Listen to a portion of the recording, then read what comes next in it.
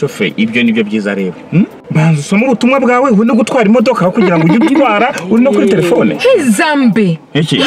Aba bashenzi banyangala kata vitu wanatufanyia. Habaye iki shofe? Mama wewe unatoka mugari yangu kamata tufranga kwa kamata tufranga kwa utoke maki utoke stekata ni kuri mu maki. Mada reka no nange nze tuvane muda. Ndabona bitoroshye. Eka nze tuvane. Mese. Wose ogope mimi sina shida na mimi kujiona shida ule mnyama wa Rusangi. Angalia vitu wale balifanya. Angalia. Unaona ile maternite ya Bugo kwetu. Angalia kisi banelunguza. Kweche? Jana ndio balilunguza jana usiku maki misio gani fangali batoto walikuwa ndani. Mbona bu malaika buko natia bulifani ni bulo butoto wanaenda choma vitu. Ushivo kuyari maternite yuko. Mimi nakwambia kuko rafiki yangu mwenye anakuwa kwa Facebook akishatia tu mimi natoka kama ni bya kweli. Angalia. Umva rero umva nkubwire shofe. Iyi foto ndayishidikanyaho. Iyi foto ntabwo ari yibugo. Wowe uzi ibitaro by'ibugo urabona ko antene ziri ibigega biri he. Nge ndi kukubwira ngewe hari ku bitaro niwo nkora. Ngenda nakuzana akazi kizamu.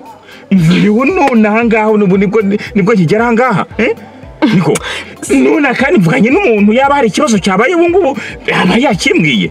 Ibi ni ibintu abantu bafata bakadownloadinga banagize bagakwiriza kuri ku mbuga nkoranyambaga kugira ngo bakura abantu mitima. Ni mukwiye kwirinda rwose.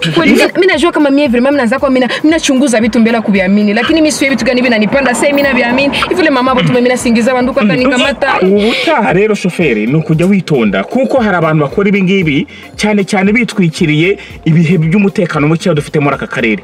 Bagakwirakwiza amafoto kugira ngo bakura abantu umutima batume n'ikibazo kirushaho gukomera cyane kandi atari ko byari bimeze. Sasa tufanya basi bandukule mama. Umva nkugira inama rero kurikira ura mugore ugende umusaba imbabazi kuko mwemukiye. Ndio twende vraiment.